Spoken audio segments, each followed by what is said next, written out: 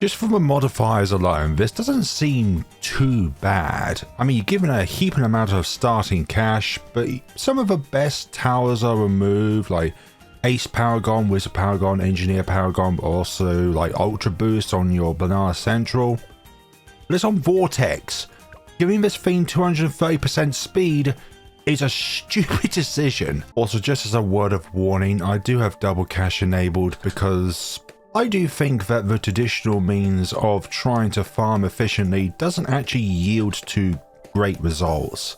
Like, anytime I try and follow along somebody who does like a guide on one of these events with single cash and they go to middle path banking, I only get a fraction of what they're earning. I also find that under single cash, the snowball effect that you get is pretty much non-existent, so it always feels like you start at a disadvantage.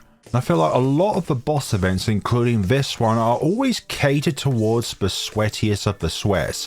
Now, before you just type down in the comment section below that it's not good to say that every single boss event needs to be easy, I actually agree that there needs to be boss variety. There needs to be really difficult boss events, and there should be boss events which are more digestible towards the more casual player base, while at the same time still retaining the word elite, because boss events by in their nature are designed to be for the hardcore audience of this game.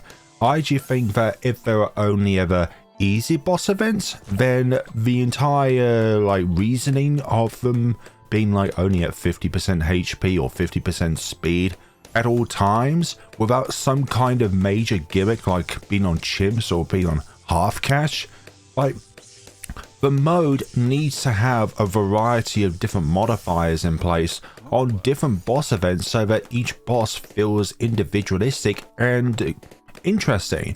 Like, it would be very boring if you were just to say, like, I don't know, have just the base statistics on its modifiers. Let's just go with that. The base statistics on its modifiers where just absolutely no changes are made and it just feels samey like a boss challenge. I agree that there should be variety in the entirety of boss events. There needs to be hard ones which are catered for the absolute biggest of sweats in the community, but then they all say that the hardest of events are not that difficult, which is the part that I disagree with. Saying that something like, I don't know, Elite Vortex on Monkey Meadows pre-nerf is easy, I'm sorry, but that is just a stupid statement to say that that was easy. Or saying that Elite Lich on Haunted with Monkey Knowledge disabled is easy. I don't agree with that.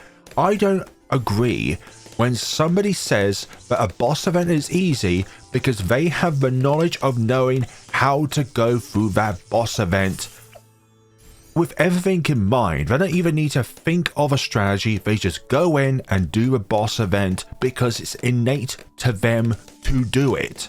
That is the part that I disagree with, not with the actual boss difficulty, but how it is perceived by the community, especially like on Reddit. That's like me saying that Bloons Incineration and Adora as a 2TC is easy, when A, I am talking out of my arse because it's definitely not easy, and B, it just puts an entire portion of the community under the subjugation that they're all the R word, which also ends with tarded. Like, it's a stupid difficulty statement to say that something is easy when to you it's easy, but to a lot of other people it's not. It's like if I say this is easy, but I'm putting a blank statement for everyone to be subjugated under regardless of their understanding for a scenario. Rant over. I just hate how this community sometimes just really puts everything under the same umbrella because a lot of people have found out how to do a scenario like this. Not everyone is you though. And also, for some odd reason, everybody on Reddit seems to hate Geraldo for some odd reason. Just because he is a hero that a lot of Bloons tubers, including myself, use because there is such a thing as a finite amount of time in the day. So overall, I agree that bosses should be incredibly difficult. I don't agree with how a lot of people in the community thinks that these difficult boss events are easy. Just plain and simple, not the event, but just the attitude. Anyways, we've got our first BRF on the field, and these videos are more or less catered towards more casual audiences that do have double cash mode and find it much more approachable to use this. This is not a video for hardcore sweats to follow along, and I'll probably put that as well in the tags or something if that was the case. Although that probably makes me sound quite egotistical or something. I don't know, let's move on. Then again, the counter argument would be is that, well, if you don't try to do this in a single cache, then you wouldn't get any better anyways. Well, I would rather not delve into trying to do an event like this with single cache, because for me, the snowball effect is just non-existent. I do now need to focus on a lead option, but I don't want you to affect Droldo. So I'll put you up here so that we can put another farm over here, because I would like to create as big of a monkeyopolis as possible. And thanks to not having access to the overclock and ultra boost, we can't increase the amount of crates that our soon-to-be Banana Central will produce. Hoping to get a 4th BRF before round 40 starts. Just need about 9k in the bank, and then I can get myself a 4th BRF online. Lovely, because it feels like under single cache mode I can't even get one. I'm playing this like I was playing normal, which had a 15 monkey max count to it, so you could only deploy 15 towers excluding powers down, which was quite a hindering thing to have, although it made it very interesting. But because Vortex is so fast, I feel like we need more than just an elite defender in order to defeat tier 1. But especially we can't really pop the first skull too soon, otherwise our dart monkey here would be disabled, which is not ideal. But we do need you closer to the alchemist, so that you will be able to do the thing of having the alchemist priority, really.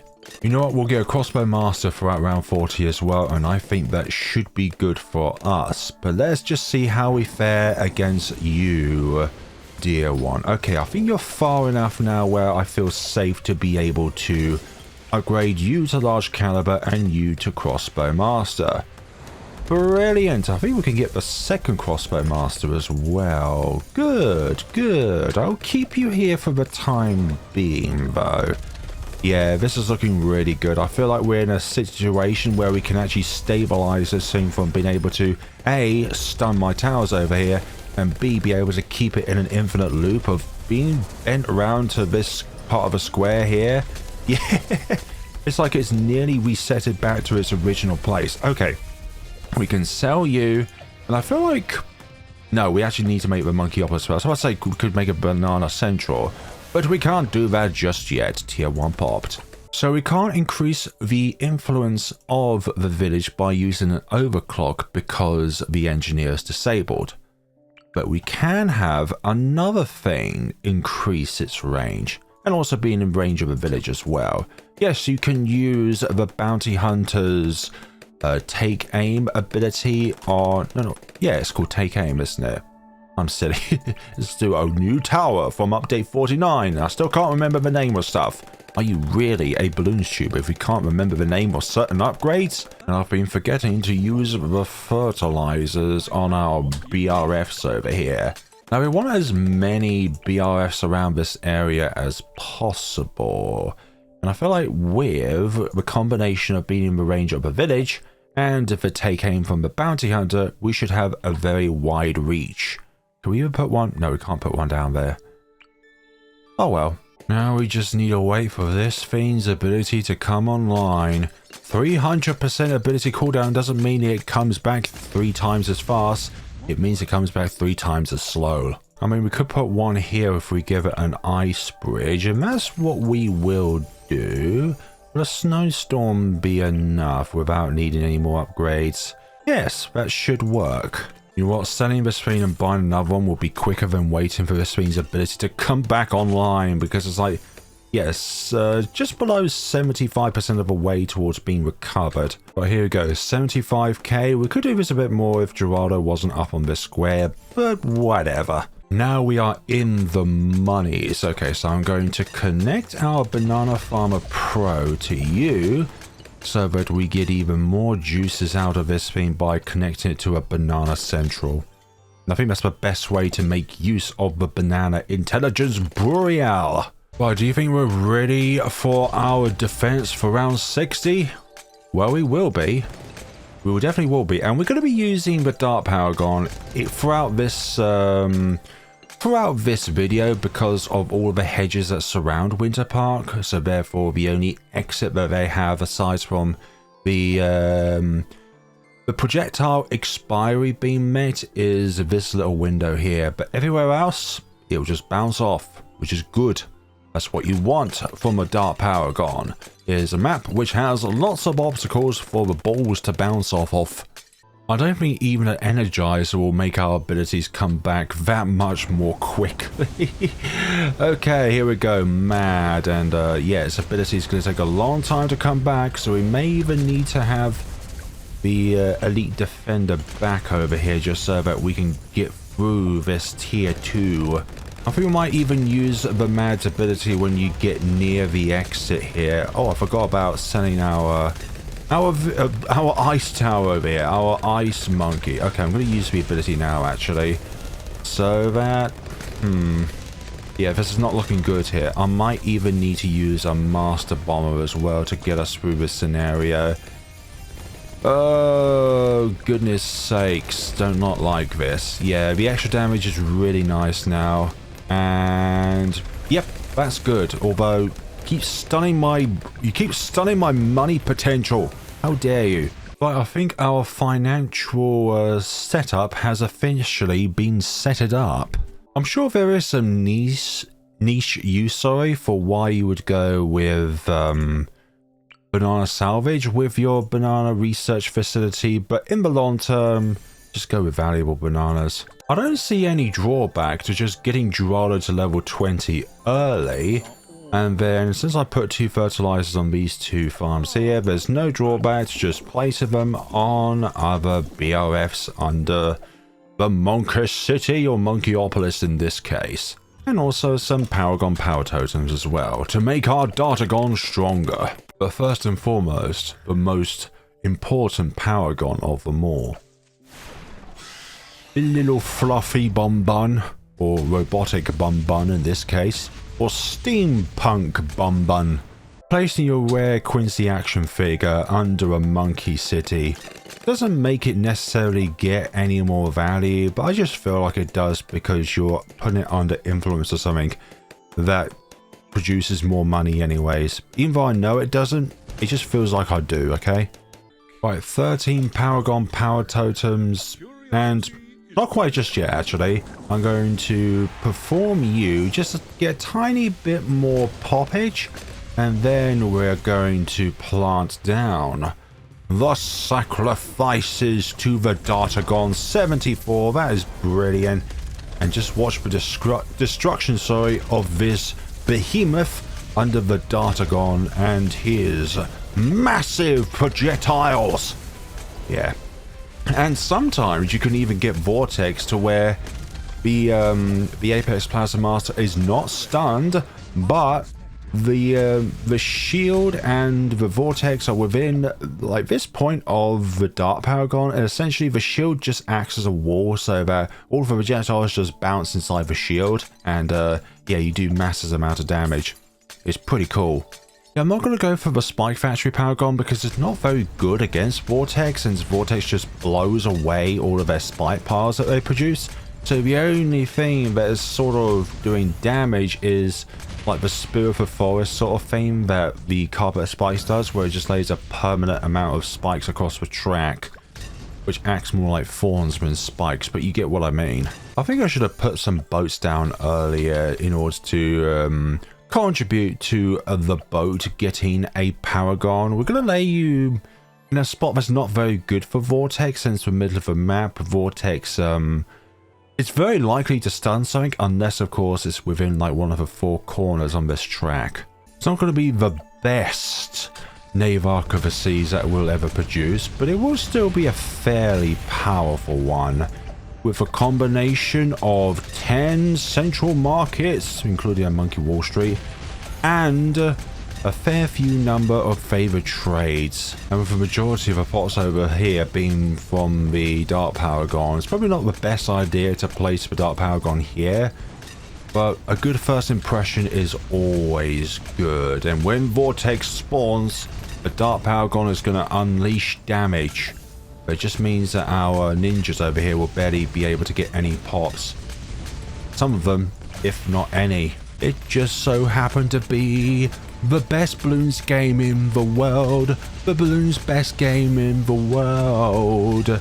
I'm not going to sing this on anymore because I might get copyrighted strikes. Best in the world. Jack Black, please do not sue me. I love your songs from Tenacious D, okay? No, that's impossible. I don't have the voice like Jack Black. Or even like Morgan Freeman. Anyways, moving onwards. Our Ninja Paragon. We are going to firstly put down some more totems which I've forgotten to place down. But that's absolutely fine. That's within the vocabulary of a Bloons Trooper, which is to forget. But anyways, you are going to be a 2 freaking million Paragon right here, and you are degree 67. 4 away from the apex, but 2 away from the nice number. Anyways, let us get on with this tail. We should be able to very easy. Oh my god. I just realized I made a fatal error here, as I have no defense of back here. Legend of the Night, you're going to be our emergency in this tail. I just realized having all of my stuff at the front here is a bad idea. A really bad idea. I need something away from the center. But at the same time, this is why I hate Vortex, because Vortex is indiscriminate. It does not discriminate against anything on the track here. If it gets stunned, it gets stunned. You are treated the same regardless if you're a Paragon or just a normal, basic, free to place down Dart Monkey. Anyways, we're going to be selling you Legend of the Night, or will we keep you? No, we'll sell you. We're not putting down a VTSG when Paragons nowadays are far better than a VTSG will ever be. Remember when the VTSG was comparable to low-level Paragons back in the day? I know. Or maybe I'm wrong and I haven't tested it enough, but honestly I think like even a tier 1 Dartagon is more powerful than a VTSG against bosses. And people say that bosses nowadays are not as hard as bosses back then because you only had 2 Paragons and the VTSG. I smell copium there as well. Just like with people saying, oh, these things are so easy. It's really easy. If you know the strategy, it's really easy. So I know our third Paragon is going to be the Nave Arc of the Seas, but what's going to be our fourth one? Spy Factory again is a poor choice, so I'm left with either the Boomerang Paragon or the Tac Paragon. Just to make our Dartagon a little bit better, I think we're going to go with the Boomerang. Actually, you know what? The Boomerang Paragon is going to be our third one, and the Nave Arc will be our fourth one. So let's see what we get out of all of this. It's only just over 1 million. As degree 71. That's pretty good here. I'll put it on your right-hand side of the map here, just so that in case of all 3 of these get stunned, hopefully you should still be able to attack. Get absolutely shredded, Vortex. Last round before tier 5, where we will meet our destiny. But with that all being said and done, let's sell everything and see what the final result of our finances are gonna be. Nearly, over 4 million. Brilliant. Let's see what we can do when we max this out. Oh, nice. Okay, I think we can do something about this VTSG scenario. Right, that's the Sun Temple. And this should be... Yep, you two are in corners over there. This should be the VTSG from all this. And we can say that we have, in a way, 5 of them, but we do not have 5 because this is not a Paragon, but it is comparable to a Paragon in terms of power. Okay, we've got global camo detection, but we're going to put that on you anyways, and that for good luck.